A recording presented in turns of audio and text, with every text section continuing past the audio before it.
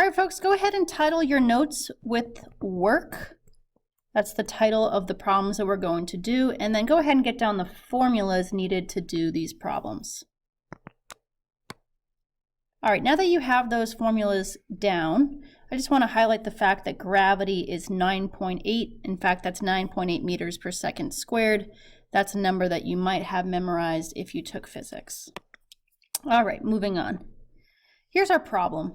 It says a rectangular swimming pool is 10 meters wide by 20 meters long. And so kind of imagine that this pool goes back, right? Imagine that you've got water. And let's keep reading this. The pool slopes uniformly along its length from a depth of 1 meter at the shallow end to a depth of 3 meters at the deep end. So obviously we're starting with 1 meter, and then by the time you get to the deep end, you are at 3 meters in terms of its depth.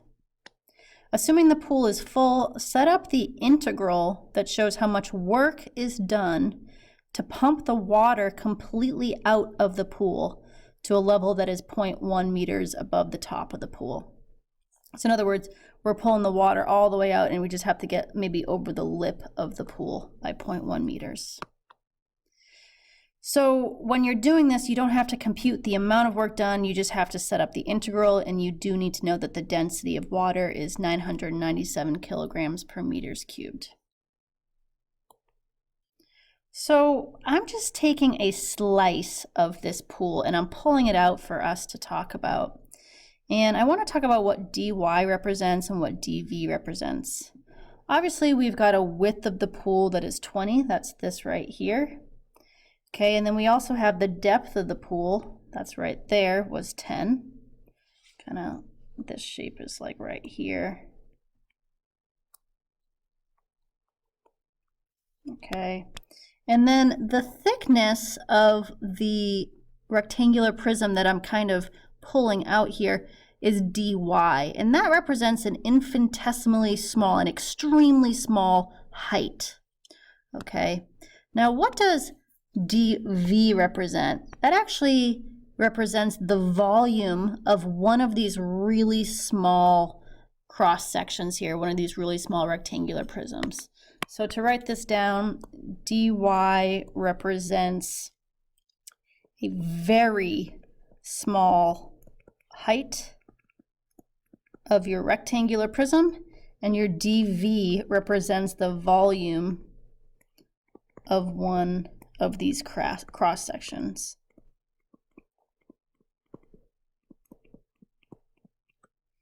There we go. Now I want you to think about in this photo what x is. Well, this x value is always changing. As you take a slice up here, that x is going to be bigger. So we're going to have to deal with that in our problem. And just a reminder here, dv represents the volume of this one very, very small cross section. And again, dy represents that infinitesimally small height, or that extremely small height of that cross section. I make this look pretty thick, but really we're talking about a height of 0.000001 meters, something that approaches infinity. So here are our two slices right here, and I tried my best to draw them. We have our top ones right here, which are going to be all looking like this, 20 by 10 by dy. And if you're wondering where that 20 came from, well, it said the width of the pool was 20 and then the depth was 10. But down here, just notice that this value is going to change based off of where I take that cross section, okay? And then still we have a depth of 10 and our height is dy. So these pictures are pretty important when it comes to doing this work. So speaking of work, what does dw represent? Well, it represents the amount of work it takes to pull out one of these. And dw would represent the amount of work it takes to pull out one of these. And obviously we're going to calculate the sum of all of those small cross sections and the amount of work that it takes to pull the water out of the pool. So here's our end goal. our end goal is going to be to calculate the integral of all of the small amounts of work it takes for each of those rectangular prisms to get pulled out of the pool. And notice how this right here is from 2 to 3. That's why I have a 2 and a 3 here.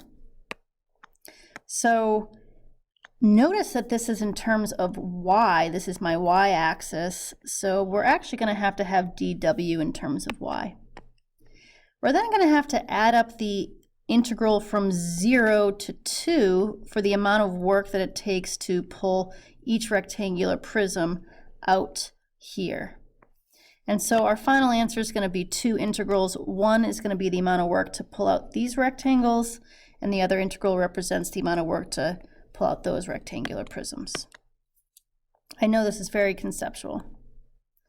Okay, and just to emphasize this, notice that my bounds are in terms of y, so my integral has to be in terms of y at the end, and I should have a dy here, right there.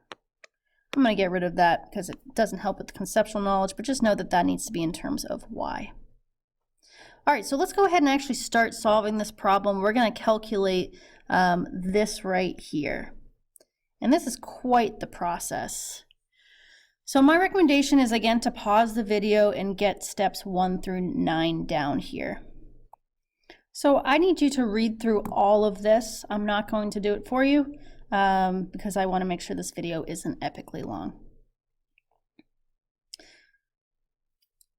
So let's go ahead and let's start doing this. So first we're going to write down work equals force times distance. So I'm just, it keeps doing that.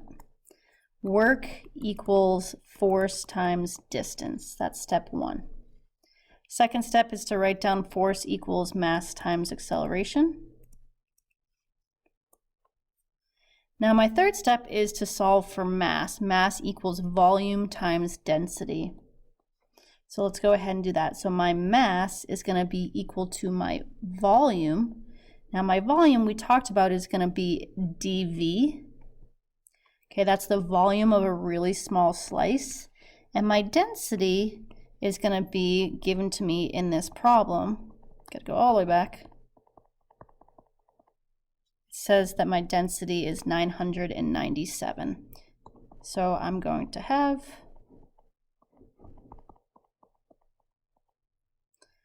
dV times 997. So again, just to emphasize, my volume is dV. That's the amount, that's the volume of a really small slice. And then my density was given to me in my problem. So now I'm going to go to step 4 and solve for force. Well, force is going to be equal to my mass, which is just this right here. So that's going to be dV times 997. But then it's going to be also times acceleration, and that was the 9.8 in that problem. Okay, you can see that it's not actually here, but you should know that acceleration due to gravity is always 9.8, and we talked about that. So don't feel like, oh my gosh, it's not in my problem. Well, it won't be. You should just memorize that acceleration is the constant 9.8 meters per second squared. So now I'm done with step 4. I have my force. Keep in mind that this is my mass, which I have written here, times my acceleration. All right. Next thing that we're going to do here is we are going to do step 5. We're going to solve for distance that the water is moved. And this first step might be a little bit confusing, but once you have it down, you definitely get it. And so our distance is going to be equal to 3.1 minus y. In other words, if my water was right here, my y value is 1 here, and I would be moving this water 3.1 minus 1, which is 2.1 meters. Notice how this is 2.1 meters that I'm pulling that out. So you're basically saying whatever height I am, let's say this is, I'm up at now y equals 1.5, well, I have to pull it 3.1 meters minus the y that is right here. So if you don't understand that, just got to memorize that. That's going to be 3.1 minus y. So we've solved for distance now. All right, now we're going to solve for dW. So my dW is the amount of work it takes to pull out a small slice, and that's going to be force times distance. So that's going to be my dV, 997 times 9.8, and then times my 3.1 minus y. So all I've done is taken this force right here, written it up there, and then take my distance right here and put that there because dW is equal to force times distance. Okay, so now that we're done with step 6, rats. Now that I'm done with step 6, we're going to box this answer because we're going to use it. We're going to use it in part 2. So I've gone ahead and done that. All right, next thing we're going to do is we're going to solve for dV. And remember, that's the volume of a really small slice. So my dV is equal to length, which is 20, times my width, which is 10, times my height, which is dy. So my dV is going to be equal to a 200 dy. Step 8 is I'm going to substitute dV into the equation for dW. So I'm going to have, instead of writing dV here, I'm going to write this. So my dW is going to be equal to dV. Oops, just kidding. My dV is now 200 dy.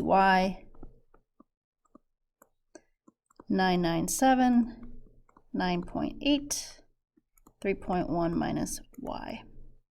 And I always like to put my dy at the end. So I'm going to say that my dW is equal to 200 times 997. And this order of these numbers just doesn't matter at all. But I do like to put my dy at the end. All right, so now I need to write my final integral for part 1. And just a reminder, I'm looking for the integral from 2, see this 2 right here, to 3, of the work that it takes to pull out one of these.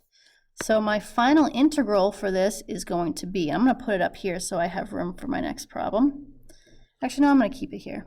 Heck fire, why not? So I'm going to have from 2 to 3, and then I'm just going to write down dW. And so this is going to be a 200, 997 times 9.8 times 3.1 minus y dy. And that's it for solving for the amount of work it takes to pull out these. So now I'm going to box that. That's really important.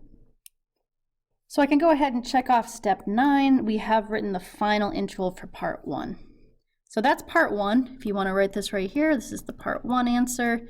And now we are on to part 2. Now we're going to calculate the amount of work from 0 to 2 of getting that water out.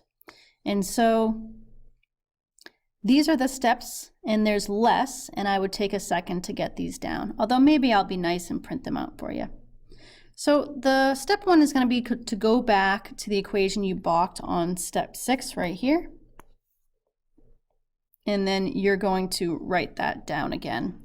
So that was dW equals 9.8 times 997 times 3.1 minus y dV.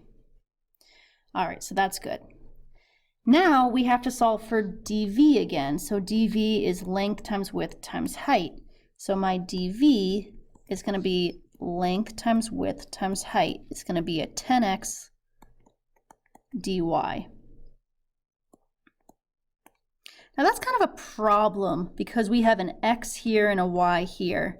So our step 3 is all about solving for the length, or x. And this is a little bit complicated, but what we do is we talk about what our 2 coordinates are. Remember, x is represented by the width and y is represented by the height.